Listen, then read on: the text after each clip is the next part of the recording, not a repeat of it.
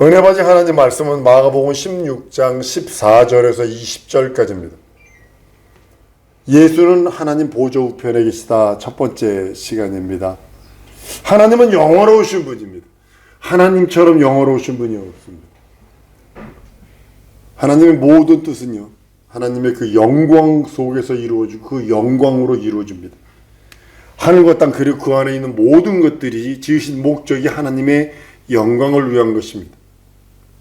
하나님의 아들은 그 품속, 하나님 품속에 계셨다가 이 땅에 나타나십니다. 하나님과 함께 그 품속에서 천하 만물을 창조하시고 그 모든 것을 조성하시고 이루시는 것을 보게 됩니다. 이 말씀이 끝난 다음에 몇 시간 더 지난 다음에 이제 그 말씀을 이제 계획하고 있습니다. 영원전에 하나님께서 준비하신 일들, 그리고 지금 이루어지는 현상들을 이제 연구하려고 합니다. 하나님은 자신의 그 영광을요, 아들에게 모두 부여하십니다. 심판하는 권세를 주십니다. 아버지 이름을 아들에게 주셔서 아들이 그 이름을 가지고 오도록 만들었습니다. 영어 이름 중에 시브리나 헬라 그 히브리 민족 중에 그것이 뭐냐면 아버지 이름, 할아버지 이름을 손주에게 주는 거, 아들에게 주는 걸 가장 크게 기쁘게 여깁니다. 마찬가지로 아버지 이름을 예수가 들고 이 땅에 오셔서 또 창조하시고 하늘과 땅과 그 모든 것을 만드셨다라고 말씀을 합니다. 그 말씀은 고로새 1장 16절에 만물이 그에게 창조되되 하늘과 땅에서 보이는 것들과 보이지 않는 것들과 혹은 보좌들이나 주관들이나 정사들이나 권세들이나 만물이 다 그로 말미암고 그를 위하여 창조되었다라고 성경은 선언을 합니다. 그래서 자꾸 이걸 부정하려고 자연 그래요. 스스로 났다 이 소리죠. 근데 우리 기독교들이 사실 자연이란 말을 쓰면 안 됩니다. 만물이라는 말을 써야 되죠. 하나님의 아들이 하나님 품속에 계실 때 인자는 아버지 영광 가운데 계셨어요. 아들의 영광과 상관없이 오직 하나님의 영광으로만 영광을 받았던 그런 모습을 봅니다. 하나님 아버지께서 자기의 것을 다 아들에게 주심으로 인해서 아들로 하여금 영광을 받게 하셨고, 아들이 영광 받음으로 인해서 하나님 또한 영광을 받도록 그렇게 하셨다라고 성경은 말씀을 합니다.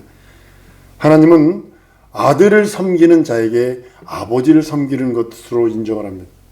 아들을 공경하는 자에게 아버지를 공경하는 것으로 인정을 합니다.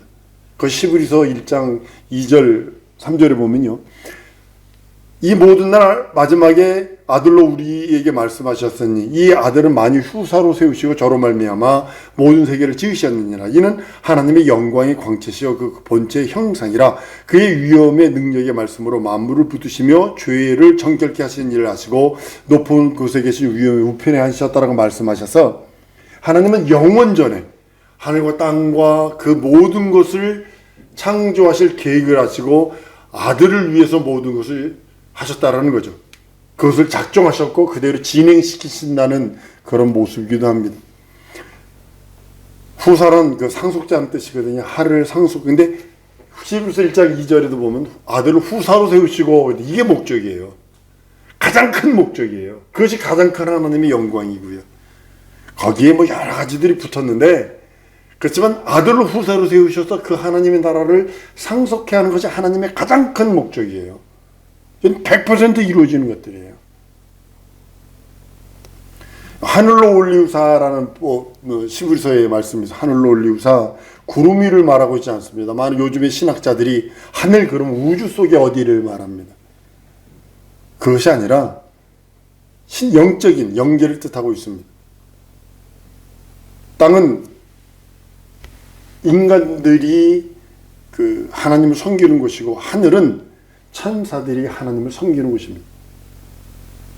하나님이 영계인 하늘과 인간이 사는 세상을 창조하실 때에 이것이 이제 가장 중요한 것 중에 하나가 뭐냐면, 동등됨을 취하지 아니하시고 인자의 몸으로 오셔서 죽음을 경험하고 부활로 말미암아 그 나라를 상속하시길 하늘 영적인 그 세계를 영접하시고 입성하시길 원하시는 아들의 인자의 계획이 있었다는 사실이죠. 여러분, 하나님의 첫 번째 가장 큰 목적은 뭐냐면 아들을 하늘나라의 그 후사로 세우시는 거예요.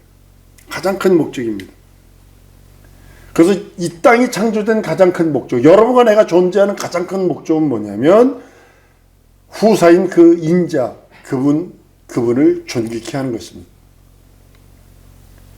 하나님의 아들을 상속자로 정하시고 그 후사로 세우시기 위해서 모든 걸 창조하셨고, 요한복음 17장에서 보면요, 아버지 것은 다 내 것이오며 내 것은 다 아버지의 것입니다 라고 얘기를 합니다. 하늘 영계는요, 하나님 우편입니다. 지금 예수님이 들어가 계신 그곳입니다. 하나님은 그 하늘 안에 아들을 위해서 보호자를 만드셨고, 하나님은 그것을 영원전에 계획하시고 작정하신 일들입니다. 그리고는 마침내 하나님의 아들이 아버지 품속에서, 하나님 품속에서 나오셔서 부활하신 다음에 비로소 하늘 보좌에 오르십니다. 하나님의 아들을 후사로 세우시고 그를 위해 예비된 하늘 보좌에 이제 들어가신 건 2000년뿐이 안 됩니다. 영원전에 작정하신 일이 엊그제가처럼 2000년 전에 이루어졌다고 보는 것입니다. 그래서 더욱더 확실한 겁니다. 우리의 믿음이 더욱더 견고해질 수 있는 이유는 영원전에 계획한 일이 2000년 전에 확실히 증거가 되었다는 겁니다. 그리고 언젠지 모르지만 우리가 그곳을 간다는 소망입니다. 일반적으로 사람들이 보지 않으셨던 예수가 다시 이 땅에 내려오셔서 여인의 몸에 수태한 다음에 죽고 부활하셔서 다시 그 하나님 나라로 올라간 걸로 생각을 합니다. 많은 사람들이 기도할 때 높고 높은 보좌를 모르시고 이 땅에 오셔서 여인의 후손으로 오셔서 십자가에 달려 죽고 부활, 아주 이렇게 스토리를 그렇게 만들어 갑니다. 아니거든요. 예수는 아버지 품속에서 독생하신 하나님이셨다라고 그래요. 그 품속에서 계셨다가 이 땅에 오셨다라고 말합니다. 달라요. 하나님 보호자인 영계에 있다고 내려오신 것이 아니라 아버지 품에 오셔서 이 땅에 오셔서 죽음을 맛보시고 피로서 2000년 전에 그 나라를 상속하셨다고 말씀합니다. 하나님은 하나님이 창조하신 모든 것들을 아들에게 주었고 그 안에서 아들을 경배하게, 아들을 섬기게, 아들을 경배하고 아들을 섬기는 것은 하나님 아버지를 경배하고 섬기는 걸 인정했다는 사실이죠. 하나님께서 이렇게 귀한 일을 하신 것은 네 가지 큰 목적이 있어요. 이 첫 번째 안에 다 들어 있습니다. 첫 번째가 뭐냐면 하나님의 영광을 위하여. 한번 따라해. 하나님의 영광을 위하여. 하나님의 영광을 위하여. 이 안에 다 들어 있어요. 다 들어 있어요. 근데 이걸 좀 세분화 해보려고 그러는 겁니다. 두 번째는 뭐냐면 아들은 맞벌어 그 하나님 나라로 상속하려고 들어가신 것이 아니라 동등됨을 포기하시고 인자로서 죽음을 맛보시고 부활로 그 나라를 상속하려는 인자의 마음이 있다는 거죠. 그것이 하나님 아버지께 드리는 영광 중에 영광이거든요. 죽음을 맛보러 오신, 동등됨을 취하러 오지 아니하신 예수의 마음이 두 번째입니다. 세 번째는요, 오신 길에 하나님의 이름을 그 하늘나라에서 이름을 망령되이 일컬은 천사를 심판하는 겁니다. 이게 세 번째입니다. 하나님의 영광을 위해서 하늘을 창조하셨는데 그 영광을 아들에게 주어 아들로 하여금 아들이 상속받게 하셨는데, 아들이 보호자에 임하기 전에 보호자를 탐하고 보호자를 망령되이 일으킨 천사가 있었죠. 마귀라고 루시퍼라고 그러죠. 루시엘이었으니 루시퍼로 바뀌죠. 그 오신 길에 그를 멸하는 겁니다. 네 번째는 뭐냐면 예수를 인생들의 구주가 되게 하려 하십니다. 예수가 우리 인생들에게 구세주요, 주인이시요, 임금이 되게 하려 하십니다. 예수는 부활하셔서 하늘 보호자에 오르신 다음에 드디어 우리 영혼들을 구원하시는 구세주로서 주가 되시고 임금이 되시는 겁니다. 이 땅에 계실 때는 내가 그리스도인 건 말하지 마. 숨겼다고요. 철저하게 사람들에게 숨겼다고요. 비로소 요한복음 14장 1절로 가서 아버지 나라 가서 그 나라를 상속한 다음에 우리를 위하여 처소를 예비한다는 거지. 많은 사람들이 잘못 생각해요. 이 네 가지 모두가요, 하나님의 영광 속에서 이루어지는 거예요. 한 번 더 따라하십니다. 하나님의 영광을 위하여. 하나님의 영광을 위하여. 우리 교회 평생 표가 뭐예요? 하나님의 영광을 위하여. 평생이. 이 교회가 존립하는 날까지 영광을, 그 안에 다 들어서 1, 2, 3, 4가 다 들어있는 거예요. 근데요, 이것은 분명히 시간차가 있어요. 시간차별로 이루어졌다는 사실이죠. 어떤 사람은요, 인류 구원을 위해서 되게 강조를 합니다. 예수는 인류 구원만을 위해서 오셨다고 얘기를 해요. 너무 많이 빵꾸가 나죠. 일단은 인류가 구원이 예수가 목적이면 99.99%가 아니라 100% 구원받아야 돼, 다. 우리가 분명히 알아야 될 것은요, 하나님의 아들이 이 땅에 오신 목적이 인간 구원이라면 단 한 명이라도 멸망하면 안 돼요. 질문합니다. 노아 홍수 때 몇 명이나 구원받아요? 8명 구원받아요. 사람 구원하러 오셨다면 노아 홍수 때 한 명도 죽으면 안 돼요. 한 명도 죽으면 안 돼요. 한 명도 멸망하면 안 돼요. 8명만 살아요. 약 20억 정도가 됐대. 신학자들이 따져봤어요. 아담과 하와가 둘이 아들 낳고 딸 낳고 아들 낳고 딸 낳고 아들 낳고 아주 이것만 5년에 2배가 늘어난다 치자.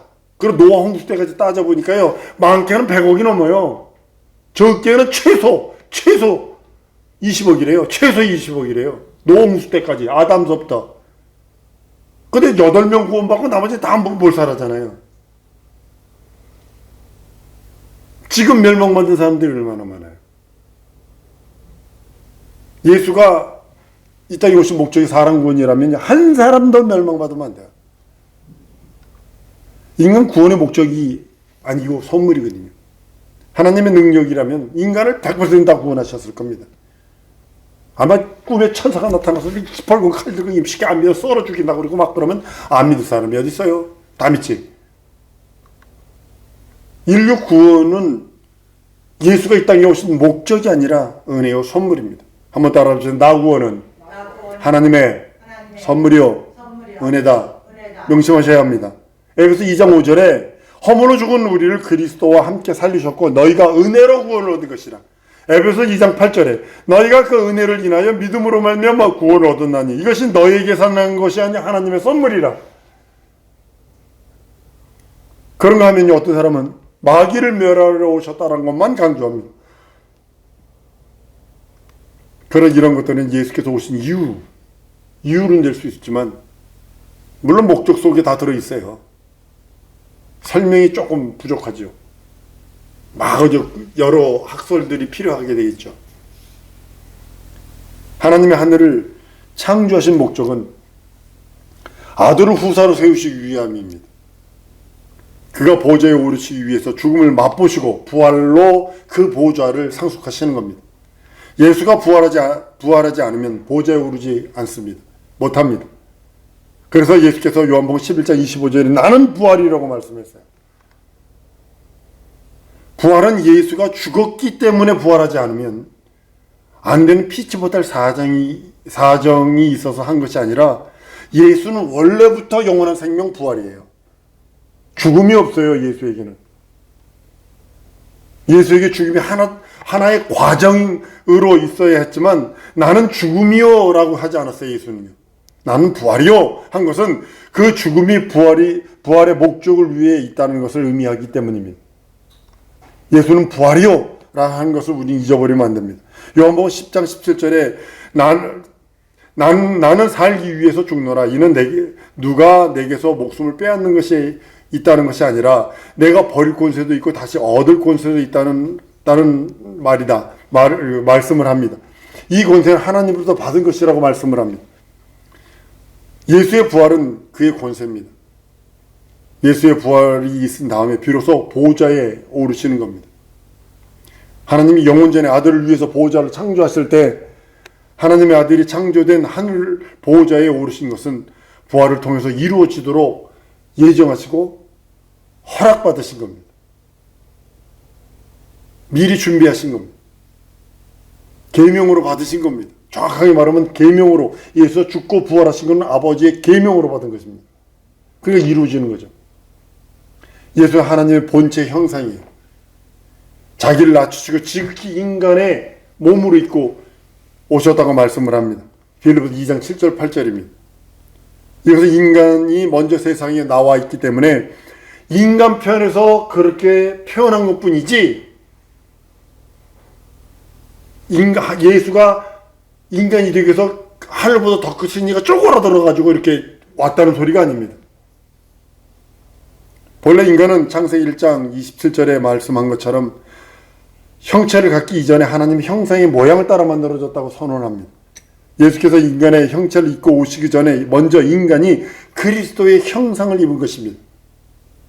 그리스도는 아버지 품속에 계신 하나님과 동등한 권리와 능력을 가진 하나님의 아들로서 하늘을 창조하실 때 하나님은 그를 사람의 몸처럼 곧 인자로 오셔서 부활하여 보좌에 오르시도록 미리 작정하시고 미리 확정하셨다는 사실이죠. 예수 그리스도는 인간이 태어나기 이전에 하나님 품에서 하나님의 형상을 가지신 분입니다. 만일 예수가 인간을 위해서 죽으려고 축소되었다고 이해한다면 인간 때문에 자기를 축소시키는 불구자가 되었다라는 의미가 됩니다. 그것은 성립될 수 없죠. 하나님께서 아들을 위해 하늘을 지으시고 그 안에 보좌를 두신 것은 하나님의 품속에 있는 독생자가 인자로 부활하여 올라가실 것을 미리 작정하셨기 때문이라고 성경은 말씀을 합니다. 우리는 그 안에서 존귀케 되는 자들입니다. 그래서 우리가 하나님의 뜻 그러면 말씀드린 것처럼 네 가지를 기억하셔야 돼요. 네 가지를. 하나님 영광을 위해서. 그 안에 물론 다 들었어요. 영광을 위해서 다 들었어요. 다 들었는데 그리고 두 번째로는 예수가 죽음을 맛보시고 하나님과 동등되신 분이나 동등됨을 취할 것을 여기지 아니하시고 죽음을 맛보시고 부활로 그 나라를 상속하시려고 오신 분이다. 오신 길에 마귀의 이름을 멸합니다. 하나님의 이름. 그래서 여러분 절대로 하나님의 이름에 대해서 농담도 하면 안 됩니다. 하나님의 이름 가지고요 농담도 하면 안 됩니다. 왜냐하면 하나님의 이름 그것은 하나님의 명예, 하나님의 자존심이기 때문에 하나님의 이름을 망령되이 일컫는 자는 결단코 용서치 않습니다. 결단코. 그래서 우리 절대로 하면 안 됩니다. 하나님의 이름에 대해서는. 그 마귀를 멸하러 오셨어요. 근데 예수께서 십자가에 달려 죽고 부활하시므로 마귀의 권세가 얼마나 크든지 하나님의 아들도 죄를 뒤집어 씌워서 죽인다는 거죠. 죽일 수 있다는 거죠. 어떤 사람은 그럽니다. 욥기서를 읽으면서 욥에게 시험 날 적에 하나님이 그 욥을 지켜줬다고. 그 생명은 하나님의 것이기 때문에 손대지 말라고 그랬다고. 죽일 수 있으니까 죽이지 말라고 그런 거거든. 생명 손대지 말라고 그런 거거든. 육체를 먹을 수 있는 권리가 있어요. 뱀은. 그러니까 마귀를 멸합니다. 마귀가 가지고 있는 그 모든 괴계들을 예수께서 십자가에서 죽고 부활하심으로 완전히 무장해제 시켜버렸어요. 그래서 마귀의 무기는 뭐냐? 한번 따라하면 마귀의 무기는 속이는 거, 미혹하는 거, 유혹하는 거다. 넘어가시면 안 됩니다. 어떻게 하느냐? 내 생각 속에 자꾸 잡념들 집어넣어. 두마음들 집어넣어. 의심들 집어넣어. 이게 마귀의 가장 큰 무기. 그리고 미혹해요. 유혹해요. 누굴 통해? 친구를 통해서. 여러분, 우리나라가 마약이요, 청정국이었다는데 지금 북한에서 누가 그랬는지 모르지만 마약을 어마어마하게 가지고 들어와가지고요. 지금 막 학생들도 마약한다고요. 중고등학생들도. 가장 마약은 마약 사범끼리 하는 게 아니에요. 누가 마약을 하도록 만드는지 아세요? 친구가. 가장 가까운 친구가. 가장 무섭대요, 이게. 마약 그 담당 의사들이나 경찰관들이 와서 회의하는 걸 한번 들어봤는데요. 마약을 접한 사람들 통계를 내봤대요. 그때 뭐 어떻게 했냐면 전부 다 가까운 친구래요. 가까운 친구. 아이, 괜찮아. 한번 해봐. 이렇게 된다는 거예요. 그렇게는 하는 거예요. 그렇게. 미국 같은 데는 초콜릿 같은 거 먹으면 안 돼요. 만성절 때, 만성절이 뭐라 그러죠? 우리 귀신 성기는 날. 우리나라 이상한 거 입고 하잖아요. 할로윈데이. 그때 쿠키를 잘못 먹으면 마약을 먹는 거예요.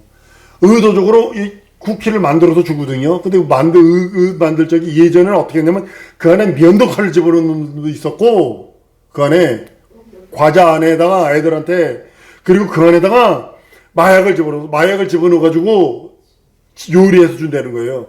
길거리가 초등학교 앞에서 어떤 사람이 양복 멋있게 입은 사람이 와가지고 초콜릿을 막 나눠주더래요.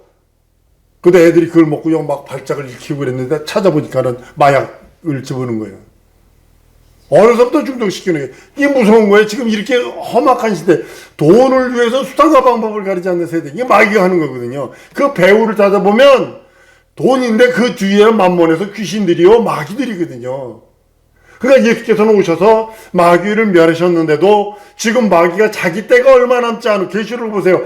자기 때가 얼마 남지 않았기 때문에 이제 수단과 방법을 가리지 않습니다.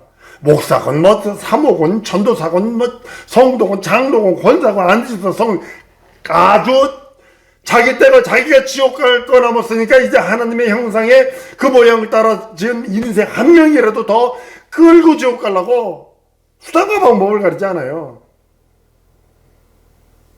그리고 네 번째, 예수께서 이 땅에서 오셔서 우리들에게 주신 것이 뭐냐면 구원입니다.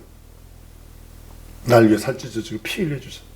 그래서 우리 믿음이 더욱더 견고하게 만들어야 돼요. 여러분과 나에게 신앙인의 가장 큰 원수가 의심이라고 그랬고 불신앙이라고 그랬어요. 여러분과 나에게 가장 큰 의심, 그리고 불신앙이 이게 원수 중에 상한 원수요. 하나님 앞에 한 발 내딛는 걸 거부하게 만드는 거예요. 우리 예복, 어제 시간에 말씀에 예복 안 입은 자는요, 쫓겨날 수밖에 없어요. 쫓겨날 수밖에 없어요. 사명 감당 못하면요, 쫓겨날 수밖에 없어요. 내가 발 한 발 내딛지 않으면요, 하나님 역사 안 해요. 여러분 요단강 가를 적에 요단강이 갈라지는 장면 나타나잖아. 여호수아가 대제사장을 통하여 법궤를 메고 요단강 발을 그 안에 들어가니까 요단강이 갈라졌다고 그랬다고요. 그러니까 내가 한 걸음 내딛는 것이 중요한 거예요. 내가 주의 일, 나 능력 없어요. 나 능력 없어요. 진짜 아무것도 없어요. 여기 한국 올 때요, 여러분들이 다 이거 자체가 지금 내 삶 자체가 난 하나님의 이적으로 사는 거지 도저히 나는 불가능해요. 근데 뭐냐면 한 발 내딛는 것이 중요한 거예요. 한 발 내딛어서 주님이 일하시도록, 한번 따라합니다. 예수가 일하시도록, 하나님이 일하시도록 나는 한 걸음 내놓자. 한 걸음 그 앞에 가는 거예요. 그러면 주가 하세요. 모자르는 거 주가 채우시고 부족한 거 주님이 메워주시고. 그러니까 여러분들 평생 가지세요. 여러분의 약점, 모순, 연약감, 단점, 빵꾸난 거 인생에 그거 없어요? 난 많아요. 내가 메우려 하니까 아무것도 안 돼요. 예수로 메워야 되고 성령으로 메워야 되고 진리로 메워야 되고 예수의 보혈과 예수의 공로로 채우지 않으면 빵꾸난 내 인생은 메워지지 않습니다. 사랑성도 여러분, 예수 보호자 우편에 계셔서 우리의 변호자가 되십니다. 성령은 내 안에 계셔서 예수가 그렇게 우리들에게 주시려는 것을 확증해 주셨어요. 증거해 주셨어요. 이 시간에 우리 기도하는 시간 같기 원합니다. 하나님, 내게 주신 하나님의 믿음이, 내게 주신 하나님의 의도가, 내게 주신 하나님의 사명을, 내게 주신 하나님의 계획을 이룰 수 있는 능력 주세요. 나 도무지 불가능합니다. 연약하기 짝이 없습니다. 모순도 많고 약점도 많고 단점도 많고 부족한 것 투성입니다. 그럴지라도 내가 주 앞에 한 발걸음 나가오니 하나님이 대신 책임져 달라고 우리 다 같이 통성으로 기도하십니다.